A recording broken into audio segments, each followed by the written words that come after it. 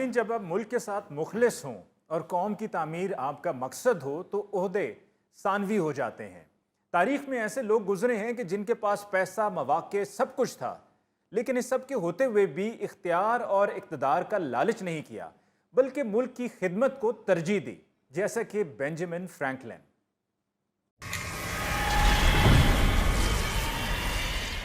Mister Ali, जी, असल बात ये नहीं है कि आपके नीचे कुर्सी कितनी बड़ी है। असल बात ये है कि आपके दिल में मुल्क के लिए मोहब्बत कितनी ज्यादा है। वाह वाह, ये भैन कौन ने? शक्ल तो कितने वेखी वेखी लगती। गौरी साहब, आप अमेरिका जाते रहते हैं और आपने यकीनन देखा होगा कि अमेरिकी डॉलर का जो सबसे बड़ा नोट है $100, उस पर यही चेहरा है, mister Benjamin Franklin, founding father of the nation. हाँ हाँ हाँ, ये तो वही बाबा जी ने जिन्हों की डॉलर ते फोटो होंगी। ये तो कौम की मेरे साथ मोहब्बत है कि उन्होंने मुझे इस काबिल समझा, वरना मैंने कभी किसी ओहदे के लिए लालच नहीं किया। ए मेरा ख्याल है अमेरिका के पहले सदर सन। बहुत से लोगों को गलत फहमी है कि मैं अमेरिका का सदर रहा हुआ हूँ, लेकिन हकीकत में ऐसा नहीं है।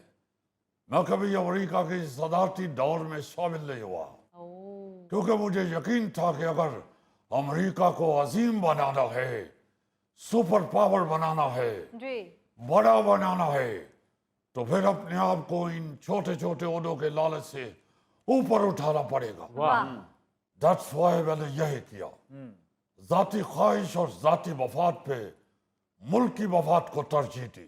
वाह, मुल्क के अंदर और आलमी सतह पर अमेरिका की आजादी का मुकदमा लड़ा, दुनिया को अमेरिकी आजादी की वजूहात पे कायल किया, क्योंकि बैनुल अक़वामी सतह पर सबसे ज्यादा मशहूर अमेरिकी मैट हवे। मैंने कई साल इंग्लैंड में अमेरिकी रियासत पेंसिल्वेनिया की नुमाइंदगी की थी, और जब अमेरिका आजाद हुआ तो फ्रांस और स्वीडन में पहले अमेरिकी सफीर का मैंने ओहदा संभाला था। वाह वाह, लो जी, अमेरिकी डॉलर ही नहीं सिर्फ डाडा, बाबा जी भी बहुत डाडे ने। फ्रैंकलिन साहब, अगर तुसी इजाजत दिओ तो ਤੁਹਾਡੇ ਨਾਲ ਥੋੜਾ ਜਿਹਾ ਫ੍ਰੀ ਹੋ ਕੇ ਤੁਹਾਡੀਆਂ 8-10 ਤਸਵੀਰਾਂ ਨਾ ਮੰਗ ਲਵਾਂ।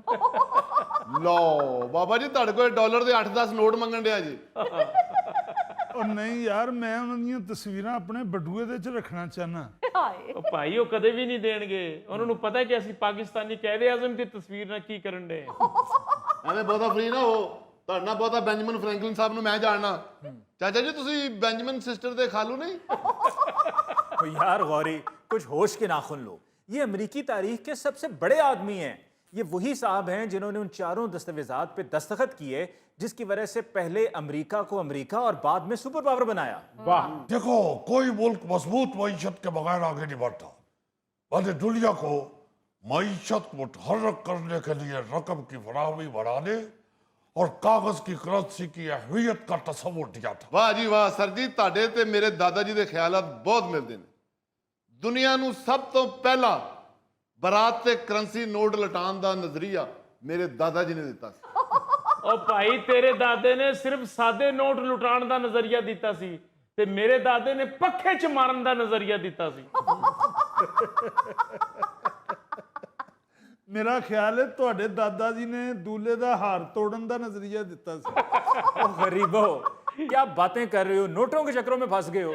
अरे भाई, ये मिस्टर बेंजामिन फ्रैंकलिन हैं, founding father of the nation के अलावा ये एक एडिटर, मुसन्निफ, मौजद, सियासतदान, स्कॉलर, फलसफी और सिफारतकार। इससे बढ़कर और क्या हो सकता है एक मुल्क के लिए। क्या बात है, वाह। ਓਏ ਹੋਏ ਹੋਏ ਹੋਏ, ਇੰਨੇ ਕੰਮ ਕਰਦੇ ਸੋ ਤੇ ਟਿਕਟੌਕ ਕਿਹੜੇ ਵੇਲੇ ਵੇਂਦੇ ਸੋ?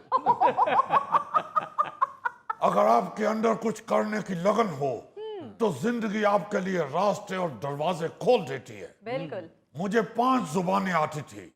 मैंने सिर्फ 2 साल बाकायदा ये रस्मी तालीम हासिल की।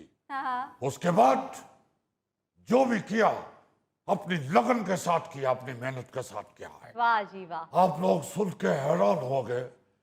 बचपन के अंदर मुझे मल्लाह बनने का शौक था, अच्छा।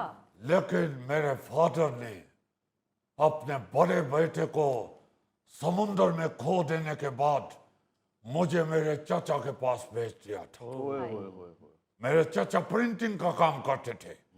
मैंने उधर प्रिंटिंग का काम सीखा जी और सिर्फ 17 साल की उम्र में अपने दौर के मशहूर अखबार का एडिटर और प्रिंटर बन गया था। क्या ये वो उम्र थी जिसमें आमतौर पर तुम नौजवान लोग गली में खड़े होकर तो खंबे गिनते रहते हो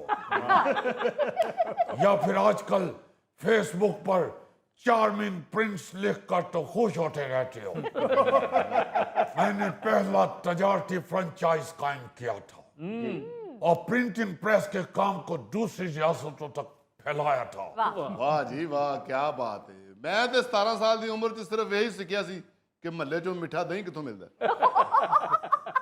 ਤੇ ਸਰ ਜੀ ਇਹ ਗੋਗੇ ਨੂੰ 17 ਸਾਲ ਬਾਅਦ ਪਤਾ ਲੱਗਾ ਸੀ ਕਿ ਸਬਜ਼ੀਆਂ ਪਕਾਈ ਦੀਆਂ ਵੀ ਨੇ, ਕੱਚੀਆਂ ਹੀ ਖਾਈ ਆਉਂਦਾ ਸੀ।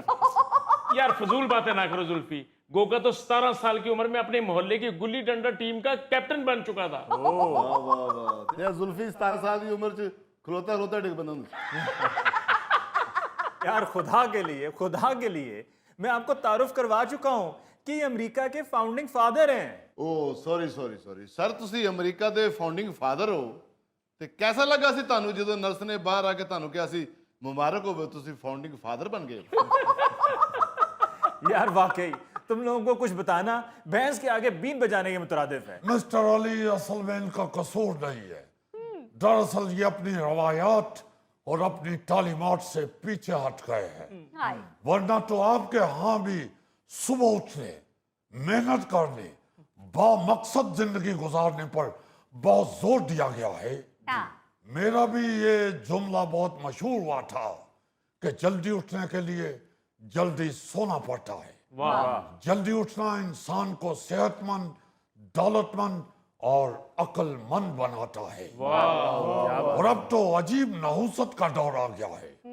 रात को मोबाइल जान नहीं छोड़ता है, सुबह बिस्तर जान नहीं छोड़ता है, उठते उठते 12-1 बज जाता है। क्या इस कौम ने तरक्की खा करनी है जिसकी सुबह ही 10-11 बजे के बाद हो। हाँ जी ओ काश कि आप लोग भी सुबह उठने के फायदे जान लें। सर मैंने भी अपने बेटे को ये लेक्चर दिया था कि परिंदे सुबह सुबह उड़ जाते हैं, निकल जाते हैं, फैल जाते हैं अपने रिज़्क़ के लिए और कीड़े मकोड़े खाकर अपना पेट भरते हैं।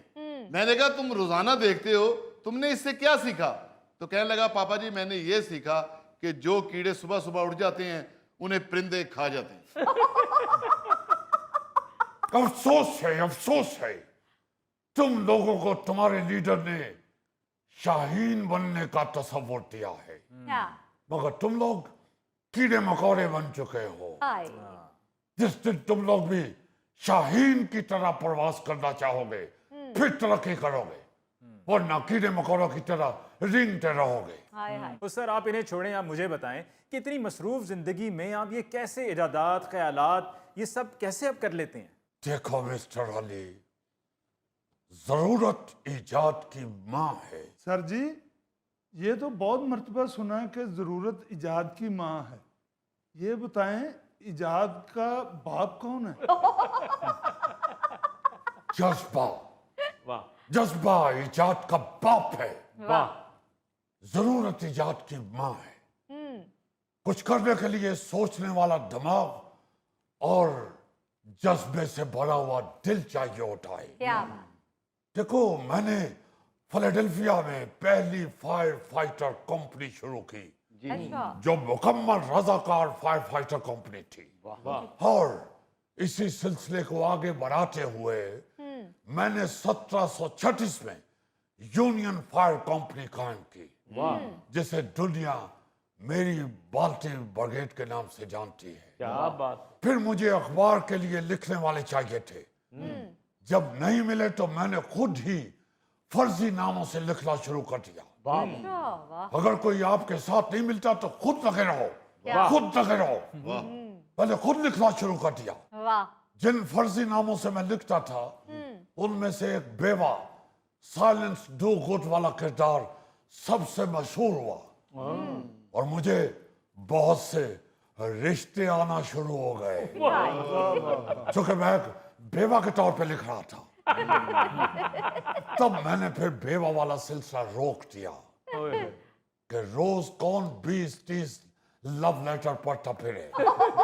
ਓ ਸਰ ਜੀ ਤੁਹਾਨੂੰ ਮਰਦਾਂ ਨੇ ਲਵ ਲੈਟਰ ਲਿਖਣੇ ਸ਼ੁਰੂ ਕਰਤੇ ਸੀ?